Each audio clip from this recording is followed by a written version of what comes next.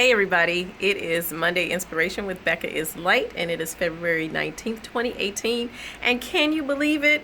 This year is passing by so quickly. It is already week 5 of my semester. It just doesn't seem like that, and so much has happened.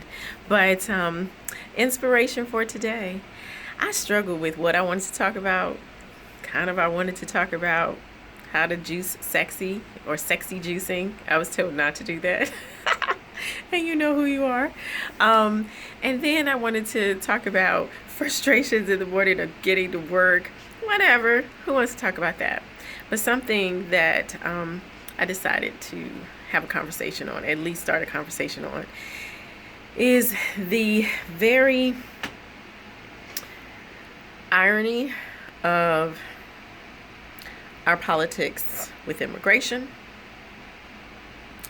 with vulnerability of groups, with the fact that, with Black History Month, with how we see this country being built.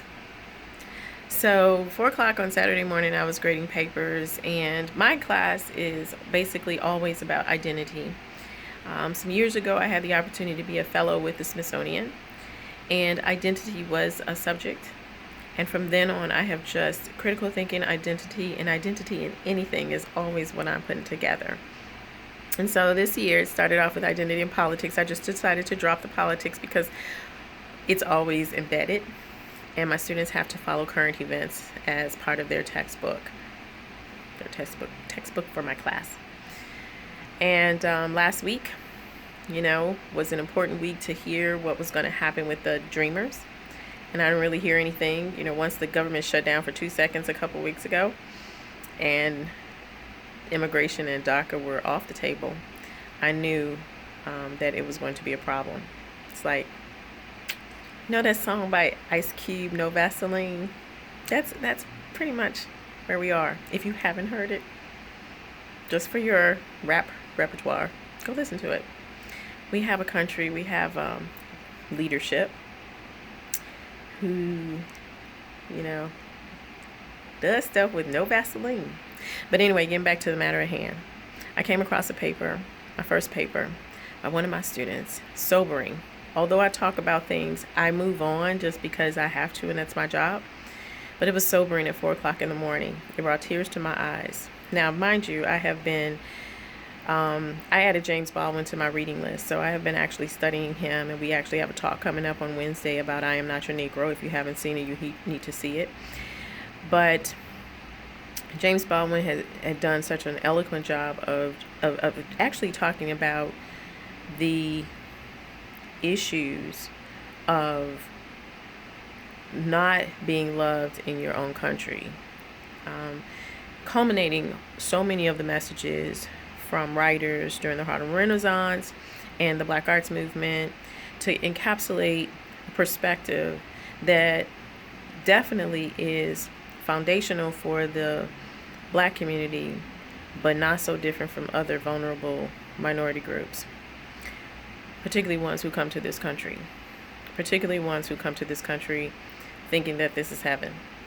And that is an interesting dynamic to analyze in writing from a person from another country who's come here as a result for search of a better life.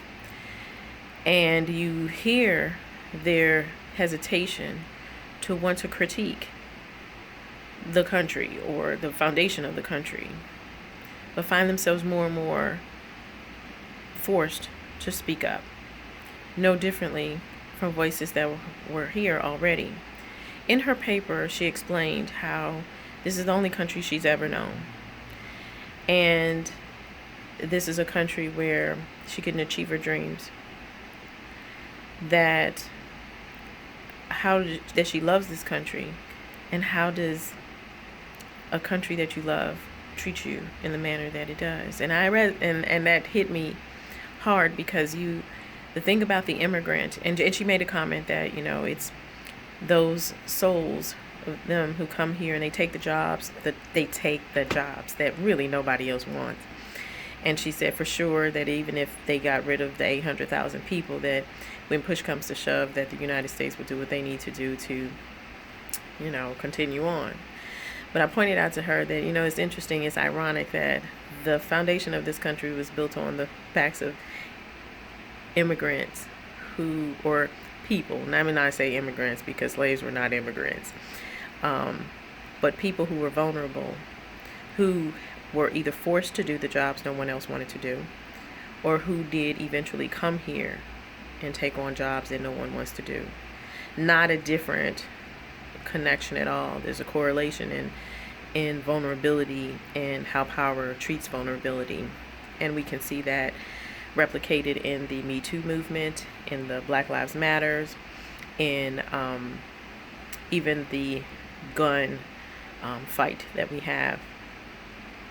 That vulnerability is it's kind of like a motivation for people in power to pursue their own agenda, no matter what, by any means necessary. So I know that I'm putting a lot together, but I'm actually kind of like thinking this out in front of you because it is so personal, a journey right now. I understand that people hold their own reservations about wanting to fight in the name of other people. But in the spirit of this month, but also in the spirit of what came to be understood between a Medgar Evers, a Malcolm X, a Dr. Martin Luther King, is that we definitely need people to fight for humanity, because then you can truly understand that injustice for one is injustice for all.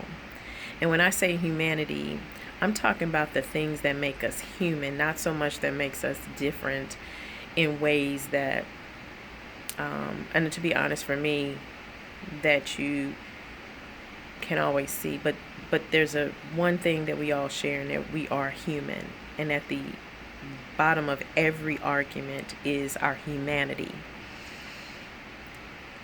It brought me to tears to hear how her pain, and many of my other students, I have plenty of other students who are dealing with this anxiety. They're coming to class, but they have the anxiety in their hearts that this is not a good situation. And but the point here is that people die. People have died. People have to be committed to fight for humanity. Today, I just want to put that out there, get us thinking about our commonalities, our common threads, the things that make us human together. We need to have empathy. We need to have way more empathy than we have. And we need to fight, struggle, and challenge ourselves to try to understand the other. We don't always have to agree. But what makes us good, a good society, is our desire to understand the other. That can be in your personal life, but also in our society. So, be a listener today.